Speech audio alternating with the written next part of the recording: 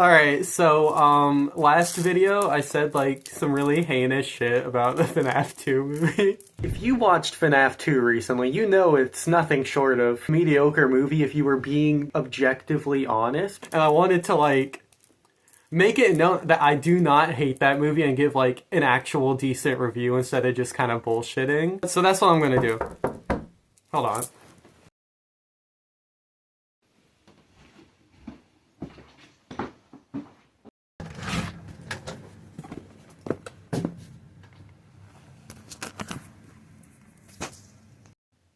Motherfuckers hold up bad Rotten Tomatoes scores like, see? This is why you can't trust critics, and it's Five Nights at Freddy's 2. The Fnaf 2 movie is really well done, and I'm so annoyed that critics are trying to say this movie isn't good. Maybe it just wasn't for you. It was for the fans who have been theorizing since 2015 and counting animatronic toes. Five Nights at Freddy's 2 gives sequels, video game adaptations, and gateway horror movies a bad name. The saving grace of outstanding animatronics is worth embarrassingly little when generic as sin is the nicest compliment anything else deserves. I was thinking of starting it with negatives, because if I end off the video just hating, it's no different than how I ended the video where I was hating on it entirely along with Deadpool and Batman and Captain America vs. Alien. So here's how I'm going to start off with it. I'm going to say that the actor for Mike Schmidt, I think his name was like Joshua, he claimed that because the last movie wasn't scary enough, they were going to like step it up.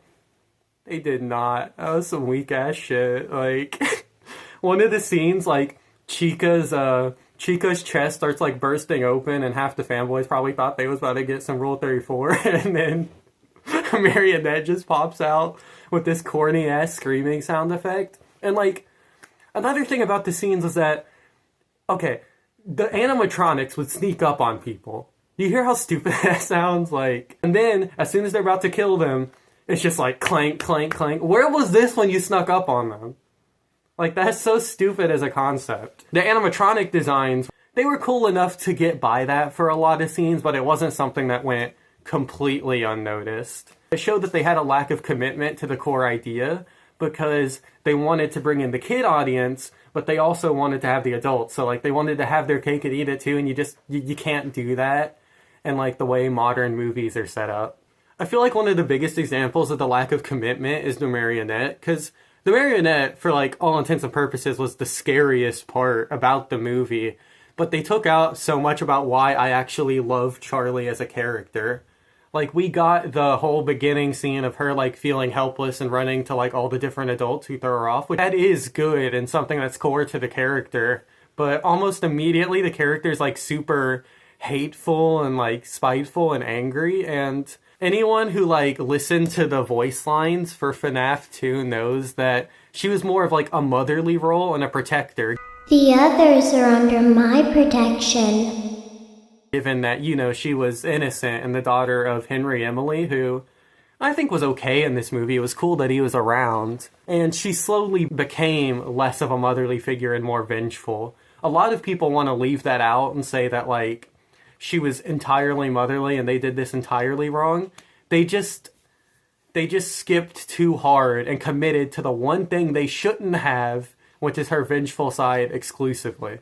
And the final negative I wanted to point out, it's just that, like, all the dialogue was awkward. It's something that somebody I watched a movie with pointed out that I didn't realize at first, because to me, all movie dialogue sounds like that because people just can't really write humans right.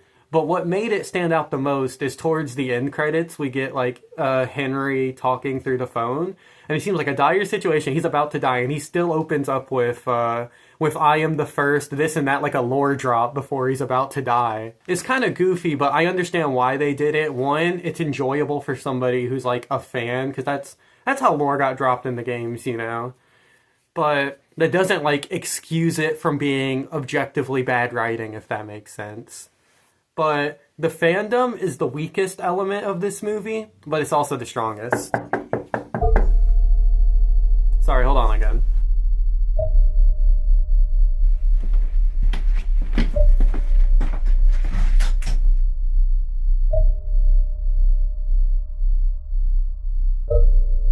I hate the FNAF movies. I I don't hate the movie. I was just about to talk about it positively. Fuck you.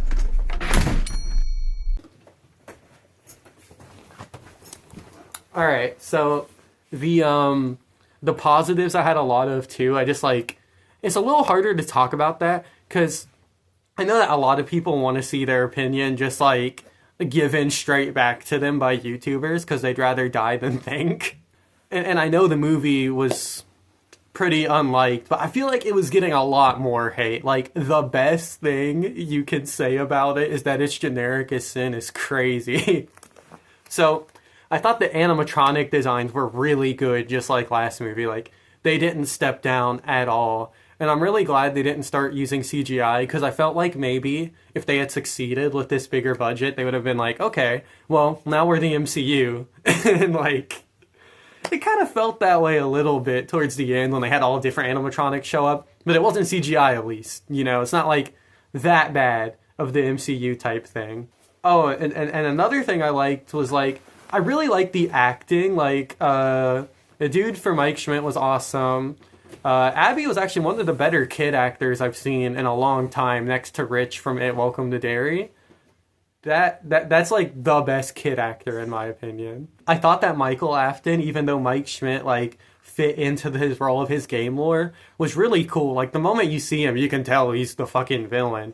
But he had a really cool look about him, and I liked some of his dialogue and the whole idea of carrying on like Springtrap's legacy. It was pretty cool. And everybody knows, like, every fan will tell you that Springtrap always comes back.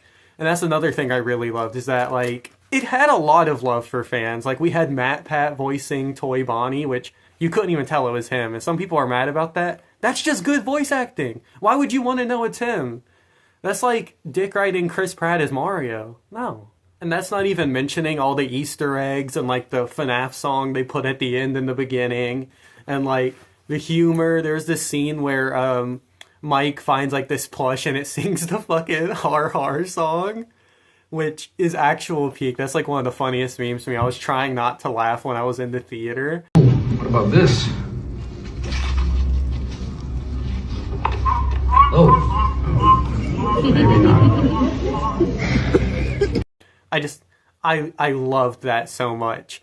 And they set up some interesting things, too, for fans. Like, Henry being there was cool. There was actually a glimpse of Shadow Bonnie and a glimpse of Circus Baby.